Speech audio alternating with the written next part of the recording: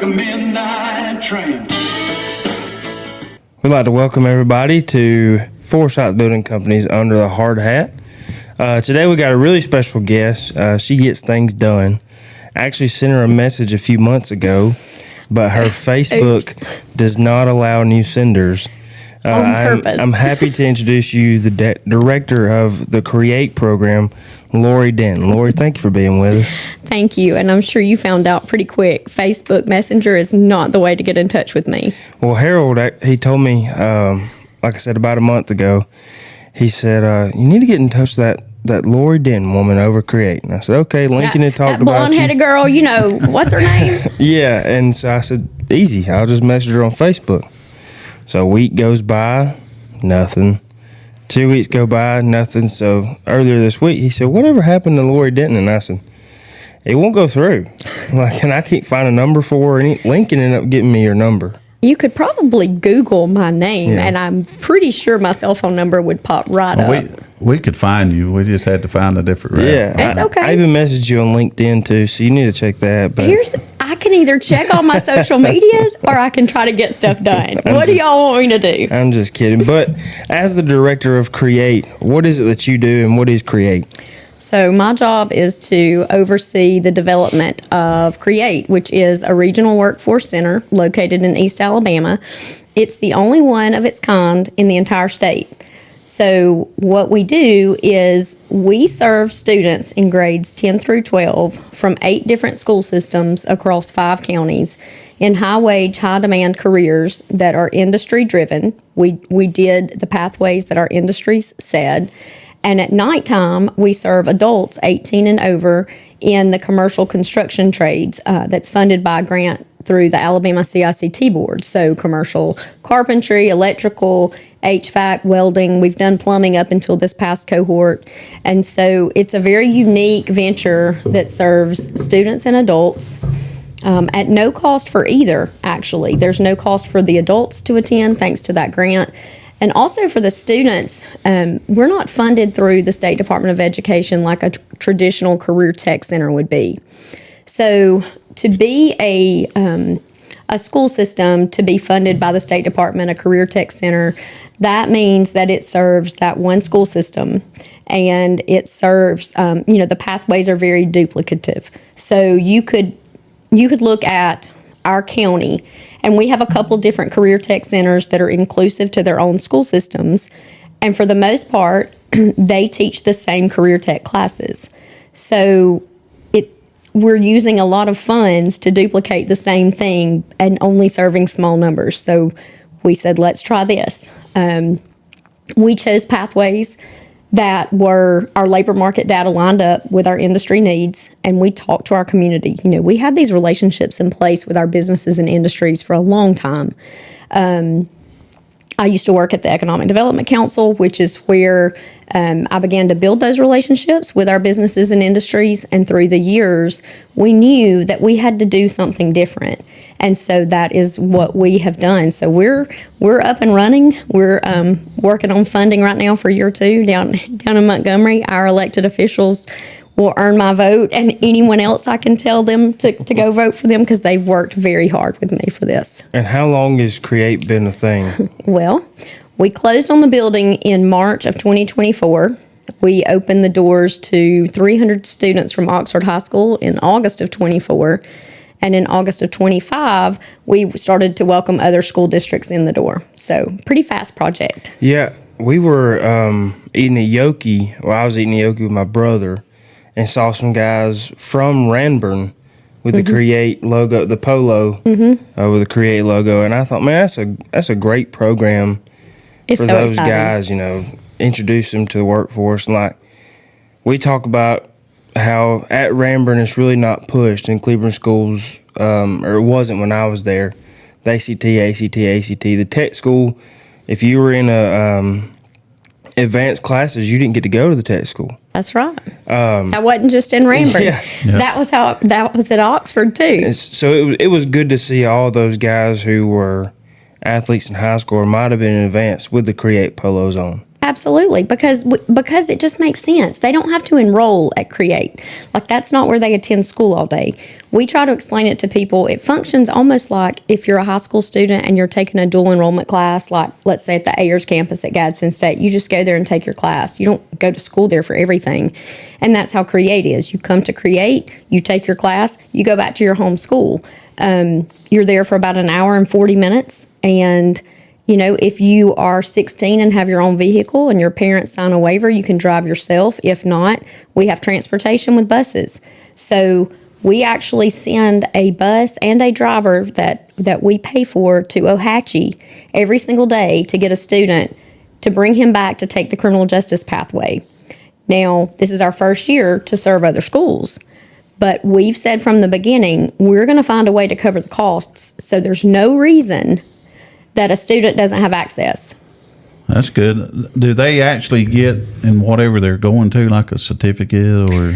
So all of the programs that we have at C.R.E.A.T.E. are either dual enrollment through some of our community colleges, or they meet all of the state standards. So they have the opportunity to get their credentials, any types of certifications that they're allowed to get while they're in high school. And there's so many. And so I definitely won't try to talk on the education side too much, because that's not where my experience is. Thankfully, we have a great career tech director. We have plenty of people who are great at that part.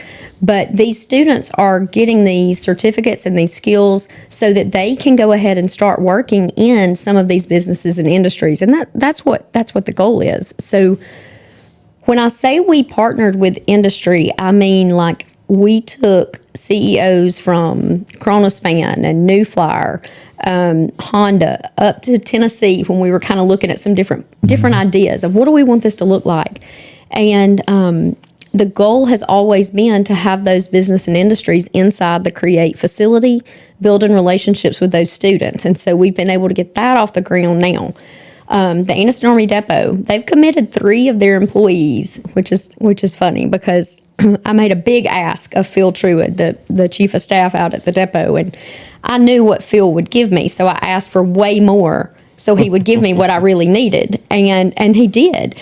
But the goal is, so like his employees, I have one person that's with the engineering class. They come once a month. The same person, the same class for the whole year. The goal is for those students to be comfortable with the employee at the depot, build those relationships, let the depot employee talk about what the depot does, what jobs are available there, what do we make, where are we located, how many people work there, what do you want to, how can you get a job at the depot? Then take the class on a tour to the Anniston Army Depot. Those are the things that help us retain population in Calhoun County at the end of the day. We have so many students that graduate and they leave because they don't think that there are opportunities here. Yep. So with C.R.E.A.T.E., we're not just telling them about the opportunities, we're making sure that they get the skills and the certifications they need and giving them the relationships they need to get those jobs. Harold, you've been in this business, in this industry for over 30 years, but you've owned your own company for 28 years. When you see something like this come to Calhoun County and it spreads to Cleveland County, is there hesitance towards it? Are you excited about it? What's your thoughts on that? The second part of that she was talking about in the evening, the adult class, that's through the craft training bill. Yeah, it is. And years ago, the AGC, I've been a member with them for years and years, we got to notice, we're going to have a problem here, a big problem. We have to do something. So this has been, 15 maybe years ago, might have been 20. We actually had classes at Jacksonville State Career Tech building. Okay. Hired that instructor and sent students up there because we was trying to find a place and somebody to teach the course to get something started. Because we hadn't, nobody was training anybody. And we said, this is going to be a huge problem if we don't get on this. So we tried that. We tried some more things. And the AGC said, we've got to have money. We can't do this without any money. So that's where the craft training bill come in. We've got to go, and they came up with getting $1. From the commercial construction permits, right? Commercial construction permits is $1 per 1,000 and it goes into a fund. And you can set up different training programs all throughout the state. You just have to meet their criteria, and they'll fund the instructor, Yeah, they the will. material, and the building to try to help get people in these trades. That's really cool. And so you asked me about that. Yes, we're all suffering. We can't find help. And for us, one company to try to do it on its own was just overwhelming. So It doesn't make sense. yeah, it It's just kinda doesn't make sense. Kind of like the school the system. whole point of C.R.E.A.T.E, like put everything in one place. Let's pull our resources together and try to pull, we're in a centralized location, so it's easier for for us to reach the largest number of people. So you asked me that. We're real proud that we have this in our county because she said earlier that it attracts industry here too. When the EDC is trying to bring in companies here, one of the first things they want to know is what your workforce is like. Am I going to be able to get the people? Mm-hmm. And with C.R.E.A.T.E here, that is a major plus. Oh yeah, Major absolutely. plus. Dawn and I were just in Montgomery earlier this week, and we were speaking on a panel at our Economic Development Association of Alabama conference. So, room full of economic developers, and we were on the panel with Baldwin County Prep School, the representative from that school. And we were talking about the differences between the two programs. So Baldwin County, they're an all-inclusive, funded by the State Department of Education, mega high school that you've seen if you go to Orange Beach. But you have to live in Baldwin County, and that's where you go to school all day. And that works great for Baldwin County. I still think of us as rural, like where we are. And so one community, that doesn't make sense. That doesn't make sense for all of our communities, but what we're doing at C.R.E.A.T.E does. And so just like, when Harold mentioned, a project coming up to the EDC, they expect you to give them the land for free. They expect you to give them every tax incentive that's available. And they know that you're going to have workforce issues. So they just say, what are you doing to mitigate those workforce issues? And so that's why Don Hopper brings his projects to C.R.E.A.T.E now, and we show them. Yeah. Yeah, and it helps. I'm going to be a little selfish here about I like the fact that it's for everybody, but I wish, we need more that's in construction because we have a lot of positions. I mean, a lot of plumbers, electricians, HVAC, carpenters, real big time. It's a big deal. It's a big deal. So it sounds to me like Harold's offering to teach a class at night, because if I think Harold's going to teach a class, I mean, that's a legend in this part. So, getting that enrollment up. We have had a few superintendents, older ones, that we talked to them about it to try to get them to see if they're available. Because a lot of the older guys like to teach. And that's what we need. We've been fortunate with our instructors, but there's been some times we've struggled. Like, we've got to have, a good pipeline of workers, of instructors to teach, because, as great as the instructors are, they need a break sometimes too, because we pretty much go nonstop. And, because the evening class is what time is it? It starts about 5:15 till 8:30ish, and it's 2 nights a week. But we've been able to do 2 cohorts every time. So, like our commercial carpentry teacher, his name is Kim Hester, and he teaches during the day. He teaches at Cleveland County C.R.E.A.T.E. Yep. But Kim's been with us from the beginning, and he does 4 nights a week. That's a lot on top of your day job, but the money is good because, again, it's paid for through that grant. So these instructors are getting paid $57 an hour, and that's on purpose because the C.I.C.T board, as well as the rest of us, we want someone who is very experienced in that field, who is working in that field currently or just out of that field currently, that has the relationships with the local contractors or either works for the local contractor, because it's through those relationships that we try to place people. So to me, it's great, but everybody gets burned out. Sometimes, they're like, all right, I need you to find somebody else to teach this class. And there's been times Kim's taught it just because we haven't been able to find somebody else. Well, you may not know this, but the local in Cleveland County, Eric, he really wants to place those kids, as soon as they get out of school. And he asked us, he said, I'm having a hard time with my carpentry class. At the time, it was a cabinet class. Okay. And I told him, I said, well, I think you need to get rid of the cabinets and get into really commercial contracting. Commercial contracting, that's where it is. And I think they're calling it carpentry right now, but he was on board and we met, and we helped get Kim over there Really? for the instructor. Well, hey, I'm going to tell you what, he's done a good job for us at night. That's And for sure. Eric's really pushing that program too over there. Well, to help. and Kim tells us that, at night, because we don't have high school students during the day yet. That's what we want to do. That's built into our phase in that program as we grow. Because we don't do those commercial construction classes at C.R.E.A.T.E during the daytime. We only do them for adults at night.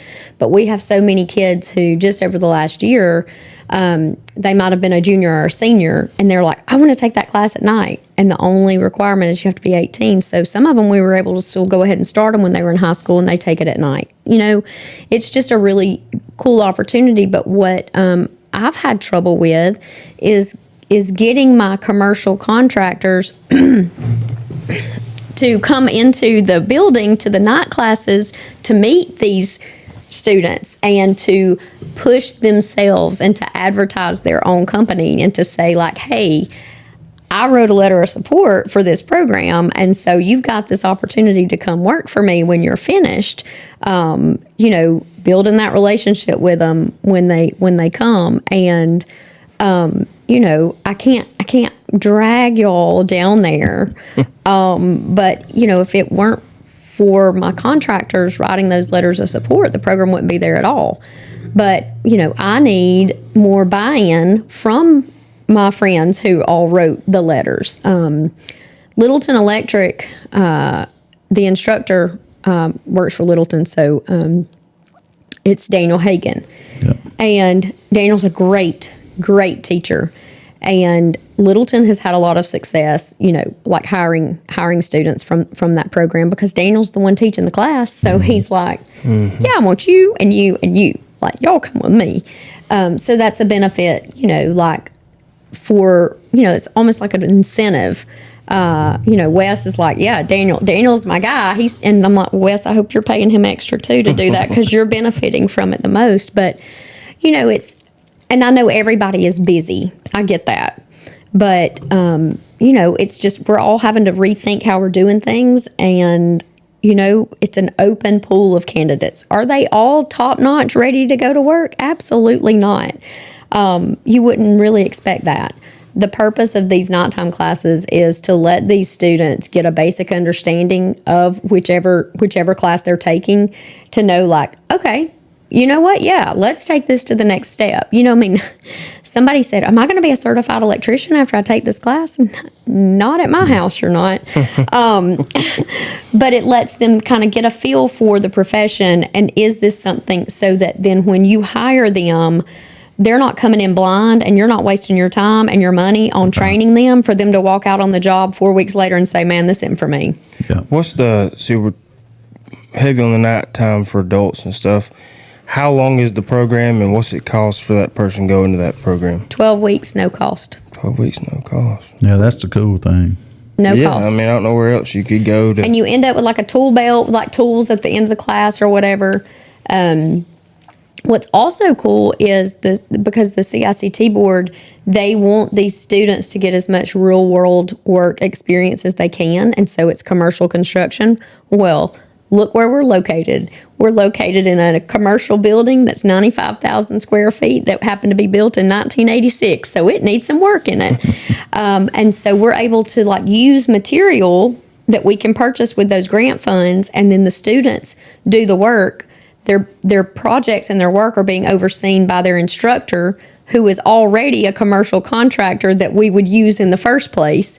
So that has also been very helpful. And it's that experience in the commercial setting. I haven't been down there, but that's a lot of building. It is definitely a lot of building. Are y'all We're in the old Honeywell building. Yeah. Are y'all set up like classrooms for No. different things? Or? No. When I say it's an industrial building, it's an industrial building. So did we want to go in and make it look like a school? No. Okay. Absolutely not. And at first the concern was, oh my gosh, is it going to be too loud? Like, for the students during the day. And I was just like, well, they're not going to work in a silent environment when they graduate. Like, we try to, we make it as real world as possible. And so, there's a lot of classes are in the wide open space. Now, the nighttime classes, there's actually a section, there's a set of double doors that you can push through, but it has an external entrance, like from a parking lot. And so that is where we have the adults. So they come in that external entrance at night, go in that kind of the back part of the building. Now, they have access to the main building, but there's double doors there. And, our instructors are kind of keeping an eye on that. And, we have an administrator there because I have 120 adults every 12 weeks. I don't know who they are. And now I'll tell you, our police chief doesn't like that we don't know who they are either. But if that's how I'm going to go, that's how I'm going to go. We're just trying to give people an opportunity to have a better life. Yeah. So what does being the director of C.R.E.A.T.E entail day to day?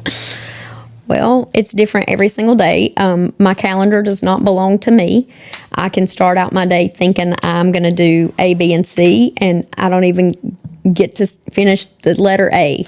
Right now, it consists of spending time in Montgomery working with our legislative delegation and the Department of Workforce, the Department of Commerce, the governor's office on funding for this, because that is one of the things that's not figured out. But we are brand new, drawing this up in the dirt as we go.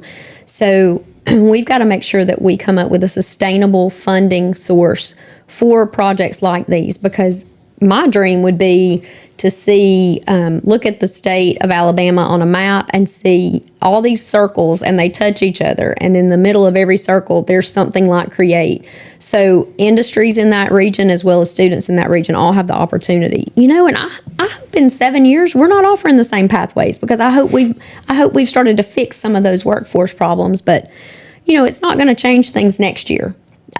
You're looking at pretty much a 3-year commitment before you feel like you're going to see any real ROI for your business and industries. For my construction classes at nighttime, I feel like that ROI is as much as the commercial contractor wants to get involved.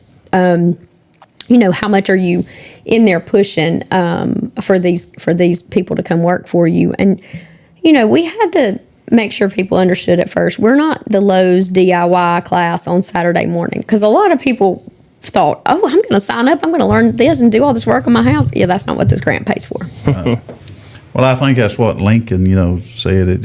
We struggled to start with, trying to get some classes started. But now that it's down there and as many people as y'all haven't enrolled now, we definitely need to back that up. I'm going to tell you, even when there will be people who will show up to the building during the day. And we've got the doors locked. Like where I am in the building, I'm kind of up there by myself, and that door stays locked. Our other entrance, we have an Oxford police officer there all the time, just like if you were at a school. But I'll have people show up on the front porch, knocking on that door, and I'll walk over there and let them in. And they're like, hey, can I get information about these construction classes? Like, I know y'all have already started. And let me tell you, when somebody comes to the building to get information, you better believe I make sure they're in that next round of classes, because that right there shows me that they're truly interested. Yeah, 100%. It's one of those things where, those classes can be like, we've talked about it before, and with our superintendents and even everybody that works at this company. You can go from not knowing much at all and not having a stable job or not being happy where you are, 12 weeks of those classes for free, and now you're at a really good company like Foresight. Absolutely. It's life-changing. It's a whole new future. Yeah. That's the point. My old boss, Don Hopper, used to tell me all the time that a lot of the work we do, we don't always see tangible results at the end of our workday. But when he talks about recruiting a manufacturing industry here that's able to provide a job to a family who, maybe a single mom who is working at fast food and retail, juggling different shifts, doesn't have insurance and benefits, and we're able to create a job where she can leave that, get a career, something that has insurance, benefits, a steady schedule, and a significant pay raise, like her children are going to have a better Christmas morning because of the work we're doing in this area to increase our economic development. And with C.R.E.A.T.E, we do. We feel like this is going to change the economic footprint of our entire region. Yeah, I think it will. One thing here that we try to stress and people need to realize is it's all up to you. Yeah. You know, I know it sounds simple. He tells me I know that it every sounds week, simple, man. But man, if I could have the top-notch people and pay the top-notch stuff, who wouldn't do it? You know, who wouldn't do it? It's all up to you as an individual, and we try to stress that so that you understand you need to get it better educated on whatever you're doing, learn more, be more resourceful, so that we can pay you more. Because if we don't, the guy down the road will. Yep. Yeah, you got to figure out what's going to set you apart That's right. from that. And, you know, it's funny. I know I push real hard, and I've never been a rule follower ever. If it's a rule, you know, I've never landed in jail, but I'm just saying, like, if I think the answer should be a yes and I keep getting a no, I'm going to just keep going. I'm going to go until I find somebody that's going to give me a yes when I think that it's to benefit, like, our whole area. So I was talking to an old friend of mine. He invests in real estate and stuff. And I asked him, I said, well, how did you even find the money? He said, I asked the banks until one of them said yes. Well, then, not 3 days later, I come to Harold's office. And everybody that knows me personally knows that Harold gives me all kinds of advice, and I appreciate it. I really do. I try to listen because eventually one day I want to be like him. But I said, man, Harold, he said, look, Brock, I'm going to tell you this. I wouldn't have been married to Lorie if I didn't ask. He's talking about his wife. Mm-hmm. And it was so simple. But I was like, I looked at him with this, like, poop-eating grin. I was like, you right. Yeah, never take no. No, I mean, if I think it should be a yes, I'm going to keep going. And, you know, building all those relationships through the years with our industries, I was very protective of those relationships. So they began to learn that I was never going to ask them for something if I truly did not believe it was going to benefit them in the long run, which is why I was able to just pick up the phone and get these guys to go spend the night with me in Tennessee to go tour these places just on a whim because Lorie asked. I've heard now that, like, I have this reputation where people are afraid to tell me no now, and I think that's actually great. That's what you want, yeah. It is. And you know, like, I've learned, like, obviously through the years, just pushing. You know, sometimes I might step on some people's toes, but the way I look at it is if your toes are moving, I can't catch you to step on them. That's true. So, you know, this area is the only, you know, I'm born and raised in Calhoun County. This is where I've raised my family, and we're so fortunate to finally be in a place where all of our communities are working together.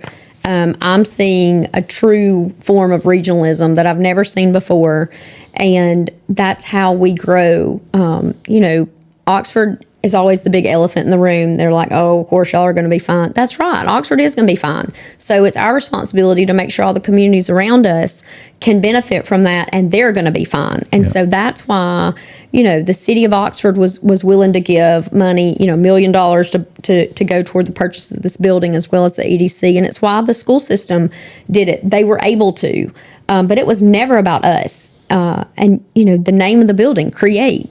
Oxford is nowhere on that building. There's no black and gold in there. Mayor Kraft was very specific about, hey, when these students from other schools come to take classes here, I want them to know that it's theirs. It belongs to them. Yeah. They're not coming to Oxford High School to take a class. Yep. You know, and technically our building is in unincorporated Calhoun County, if you really want to know.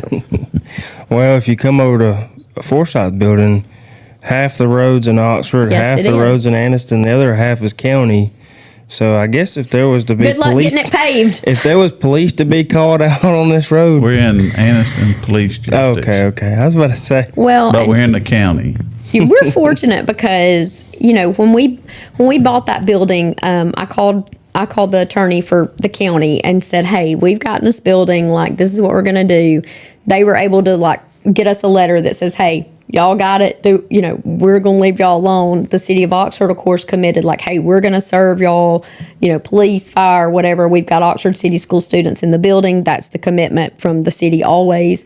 So we are served by Oxford Police, Oxford Fire, Oxford EMS. Also, we have partnerships with every law enforcement agency around here, as well as the fire department, our EMS. We all work together, and it's really neat to see this coming together. I have to stop and look up sometimes because I'm never going to be satisfied. I'm never going to think it's good enough. I live disappointed because my expectations are so high. But then that way, when something does happen, you're like, oh, well, that was nice. That was nice. But, there's just so many things that we can do. There's not enough time in the day to get them all done right now, but we are making such huge progress. Heck, we're starting an aviation program. That's awesome. In the fall, like JSU is going to do aviation, and they've asked us, hey, will you be the feeder program for that? Absolutely. We're also going to do a supply chain logistics pathway for high school kids starting in August, and continue to grow these other programs. But, the trades, whether it's hands-on learning in high school, whether it's an adult wanting to upskill, it's just giving them an opportunity. Like, you got to give them a place to go get that opportunity. And then when you give them the opportunity, it's up to them.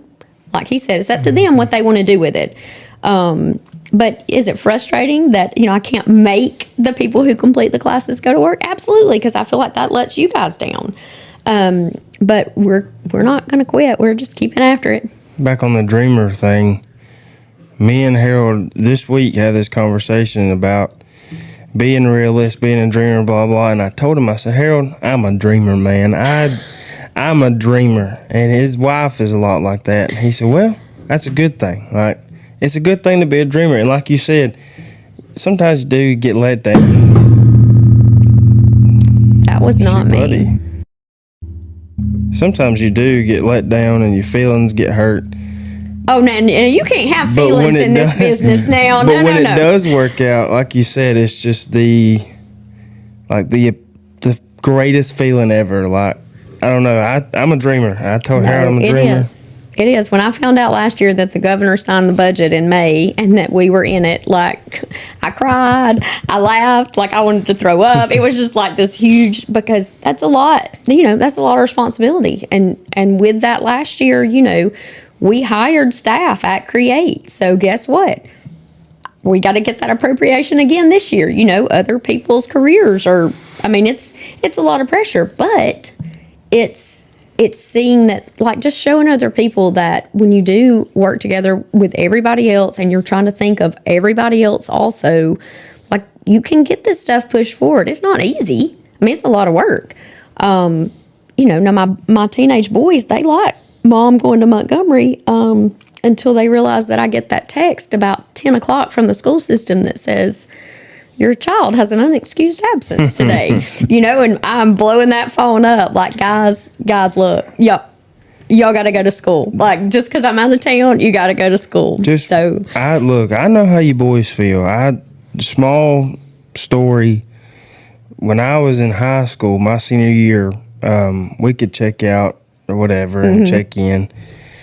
And I had classes the first 4 periods of the day, and then I went and worked or just checked out and just did some other high school stuff. Okay. And so my dad was working at Harrison County High School. Yeah. He was a teacher, and he was leaving like 4:15 every morning, except for Monday mornings because they're off.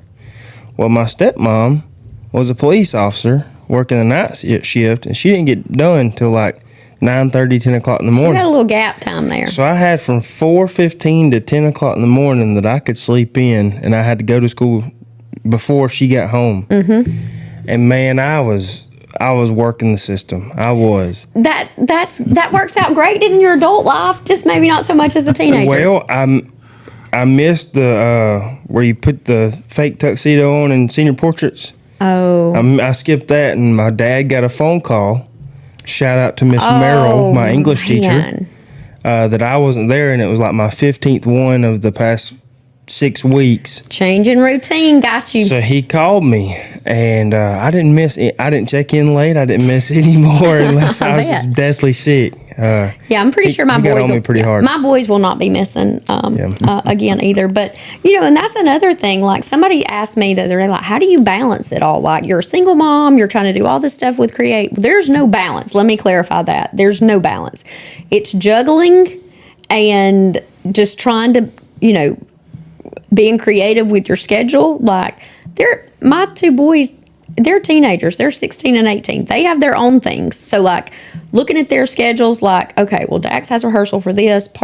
He's going to be on the golf course for this. So, I can work until X time today, and then, we'll all finish up about the same time. It's just juggling, trying to make sure that I manage my calendar as best as I can.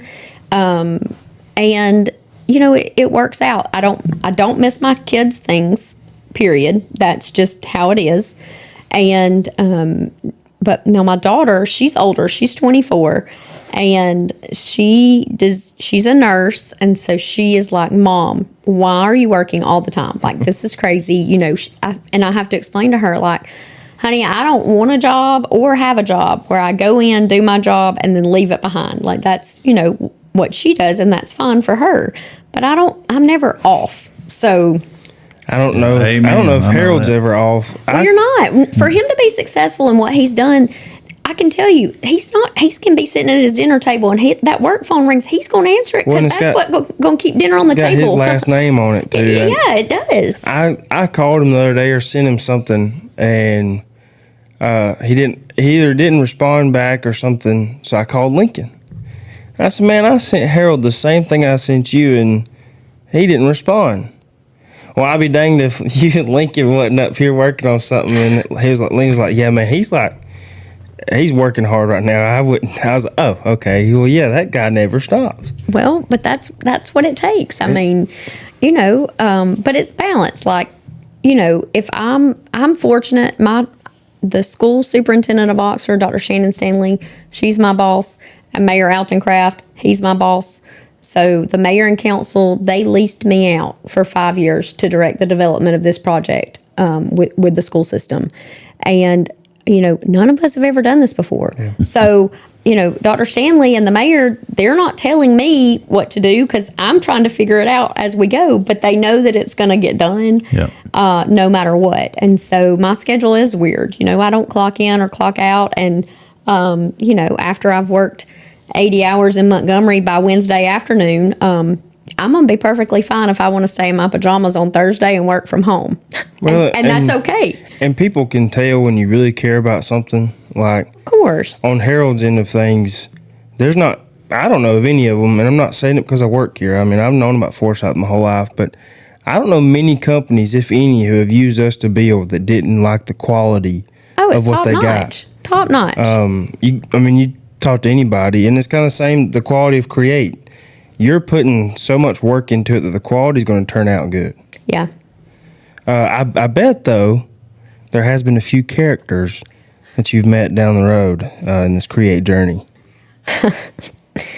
Yeah. So, I like teenagers. I do. I'm not a little kid person. I'm a teenager person. And so, when we first started having students come, Dana Webb is our administrator. She taught at the high school. She came down to be the administrator. And, I mentioned that the students who have a waiver signed, they can drive themselves down. Well, all of their buddies might not have their own car or and you know how it goes on the bus. Everybody don't want to ride the bus. And I pushed to make sure that students had the opportunity to drive because I knew. I hated the bus. I knew there would be students who would not come to C.R.E.A.T.E. if they thought the only way they could get there was on a bus. Whatever silly as you want to say. There's something about being 16 to 18 in high school and having the freedom to drive, even if it's one block, instead of having to conform and ride the bus. And the students will tell me like, "Oh my gosh, Miss Lorie, I can just listen to Spotify for 5 minutes." Stop by Chick-fil-A. Yeah. Well, so a lot of the kids teenagers think they can get away with all kind of stuff. And I'm going to tell you, one day, Dana she went out in the parking lot. She's real good at watching when they're leaving. And when I tell you, she busted like 7 kids laid down in the floorboard, like to extreme lengths, like a clown car at the circus. Like they were so determined, like, oh, we're gonna get away with this, piling in. And also there is a liability sometimes when you have teenagers in cars and parking lots. But we have cameras everywhere now. That's really good. I can tell you that this is not known to to the public yet, so I guess I'll tell It y'all will here. be coming I'll soon. tell y'all here. So right before Christmas, we had a project that we were filling in a pit at the back of the building. It was used for chemical cleaning or whatever when Honeywell was in business, and it had needed to be done for a long time. And so just trying to get some concrete and stuff in there. The project went over a day, like it was supposed to finish on a Friday. So this was like the Monday before Christmas. And I was with my daughter. We went shopping in Birmingham. I never leave my work phone. I left it at her house on accident. We got to the end of the road, and I'm like, oh, Audrey, I left my work phone. I need to go get it. Well, I already told y'all. She's like, Mom, unplug. So she was like, you're going to be fine. Like, nobody's there. I'm like, well, I've got a project. Anyway, we went on to the summit. I get a phone call from a friend of mine who works for the city on my personal phone, and he said, I'm just going to check on you. Your building's on fire. I said, okay, it's not. Like, you know, the relationship that I have with this guy, that it sounds exactly like something he would say. And he's like, no, I'm just telling you, I just drove up 21. There's smoke everywhere. There's fire trucks, whatever. And all of a sudden it hits me. I don't have my work phone. What is happening? So I start calling people, you know, thankfully my contacts were synced. So I start calling, just going down the list, calling, trying to figure out what's going on. I call our fire chief, Gary Sparks. He's like, Lorie, I'm in the hospital. But call Ben. So I call Ben Stewart, our new fire chief. Ben says, I'm on my way down there right now. I'm going to call you as soon as I get there. I'm like, I need pictures. I need to know what's happening. Turns out the guy driving the concrete truck, he had done his pour, and he was backing out. He was going over to where the foreman on site had told him he could go clean his what is that, washout. yeah, that. There you go. The washout. Okay. He backs into a power pole, and thank God it was an Alabama power pole, because, you know, in industries, the power companies, what they're responsible for stops at a certain point, and anything past that is on your private commercial electrical company. So the good part was it was Alabama Power's pole. Amen. The bad part was, I just told y'all, this was December 22nd, right before Christmas. When he hit that power pole, the lines got twisted. So sparks went everywhere. So the field to the south and the east of our building caught on fire. A fireball went up the line all the way to the substation at Walmart, knocked the power off at Walmart all the way south down 21. I told you. So I went into Walmart. You were in Walmart and you were Yes. evacuated on the 22nd of December. It all makes sense. That's what happened. Mhm. I went to Walmart and I told myself, don't go. It's 3 days before Christmas. Like, you shouldn't be going to Walmart. Correct. So I go to Walmart and they're blocking everybody at the entrance and the lights are off. So I see like 10 fire trucks come by and I look behind me and there's this big smoke cloud. So I told Harold, I said, I guess the tractor place caught on fire. And he was like, Just go a little further south. well, he said, I don't know. So either Lincoln or Harold or somebody went there by the tractor place. He said, Brock, the tractor place is still there. And I said, I swear there was a fireball. And I passed 10 fire trucks going There was that a way. fireball. There was, in fact, a fireball.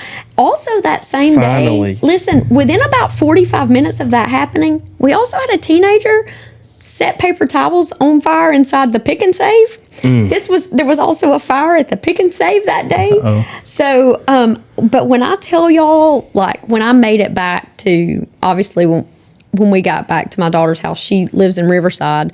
I hightailed it back to Oxford and got here, you know, right before the sun went down. And I went up on the building, or the roof of the building, and took some pictures. And when I tell you, like, I don't have to worry about getting that grass cut, we're set. Any rodents that were out there, they're gone. Hey, shout out to Oxford Fire Department. Listen, Oxford responded, Anniston responded. You can imagine, we're right there at the airport. The runway is literally in the backyard. So it got everybody's attention. That I can promise you. But the police came, like they took the report because I'm like, this guy's driving a concrete truck. Like I know he has to know. Like I have to be extra careful. Here's a big pole. I have this long thing sticking out of the back of my truck. I really need to make sure I know my surroundings. Sometimes you forget though. It's gotta be hard driving a big truck like that to see. That's when I drove a. If you're driving a big truck like that and you can't see, you don't need to be driving the big truck. When I drove to deliver meat for the butcher shop that I used to work for, we did this thing where for like the last 3 months of high school, the Cleveland County schools were going to use the hamburger meat. Mm-hmm. So I'm like, man, all right, I'll deliver. So I'm usually our delivery guy. And it's a big old truck. I mean, it's 5-speed, but it's 15 feet tall. And I pull right up, and thank goodness I was going slow. You didn't hit the top. Well, here comes this woman hollering, begging me to stop. So I slam on the brakes. I'm this close to the awning of the elementary school at Heflin. And if she wouldn't have told me, I would have at least taken off about 5 feet of it after I hit it.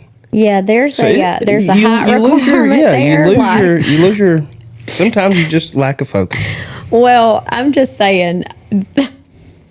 I got a call from the Anniston Star that day, and she wanted to know about the fire at C.R.E.A.T.E. And I said, there was no fire at C.R.E.A.T.E. And there was not. It was around C.R.E.A.T.E. There was not a fire at C.R.E.A.T.E.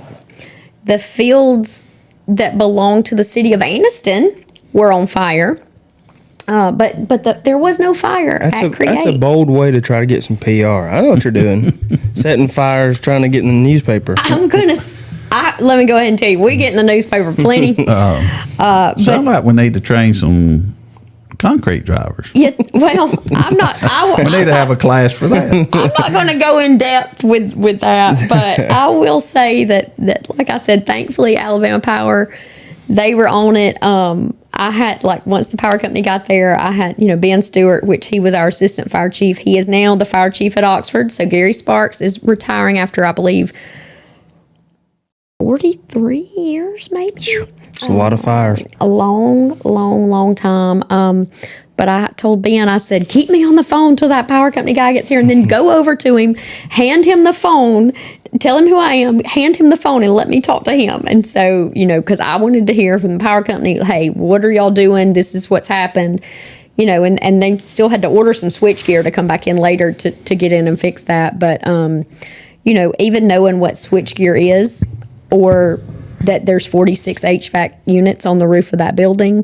46. It's a lot of weight. Well, do y'all not remember back in 2017 when the roof caved in that building? Mm-hmm. Supercell storm came up, lots of rain, and I can tell you, if you have a flat roof and you don't keep up with the maintenance on that, your drains get clogged. Yep. You get a bunch of water on there, you better believe it's going to fall in. You know how to avoid it?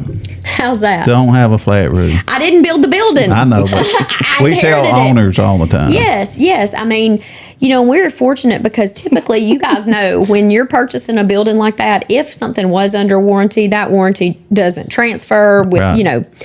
And so I had this weight on my chest this whole time about the roof. I'm like, gosh, what are we going to do when something happens? I tried to track down who did the work on that roof through all kinds of crazy means. One day, out of the blue, this guy randomly walks in and he's like, hey, I saw cars in the parking lot. My company, we put this roof on the building. I used to call on here all the time. And I was like, this man probably thought I was crazy because I literally wrapped both my arms around him. I'm like, oh my gosh, I've been waiting to meet you forever. I'm so happy to see you. Big fan. Big fan. Can you come up on the roof? Let's see. What do we need to do? Is there any way we can get, what can we do to bring it up to where it needs to be, to get this warranty reinstated? Just a great company wanting to work with us. But, my time at the EDC allowed me to learn a lot about spec buildings and just a lot of things that I had no idea about. And, I'm not afraid to get in there and learn. And so I like that I can talk about the things in that building just like anybody else can. But you wouldn't expect me to be able to. That's for sure. Normally you don't. Well, the weather people are calling for half an inch of snow this weekend, so I hope your roof stays up. We're not going to get a half inch of snow. But go get your bread and milk. And wrapping things up, we've heard the seriousness of C.R.E.A.T.E. We've heard the funny fireman side. Is there any last things that you want to say before we get done with this episode? Just to make sure that, all parents that have students in 10th through 12th grade anywhere in this region, C.R.E.A.T.E is available to them at no cost. All you have to do, just get in touch with us at C.R.E.A.T.E or talk to your student's counselor. They know exactly what to do. The scheduling and logistics, we work that out. Like, again, we have a student from Ranburne. He started, one that started in January, and it was a matter of working his schedule out. Like, what do we have to do to make it work? And that's what we're willing to do because, the students benefit, our business and industries benefit, and this is something that's not happening anywhere else. It's a great opportunity. So, the best way you can help us is just by talking about it, because we don't get anything whether your student comes or not. That's not what we're in this for. Right. We're in this to try to give students the most opportunity, but to try to give business and industry the type of candidate pool that they need so they can continue to grow and expand so Forsyth can get those contracts on those expansion projects. Amen. That's a great program. Well, thank you. It is, yeah. Maybe you'll come to see it finally. We will. We'll be there. He's a hard-working fella, I'm telling you.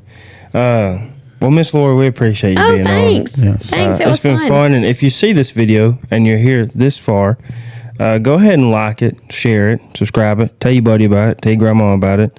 And yeah, we're just happy that you're watching. Thank y'all.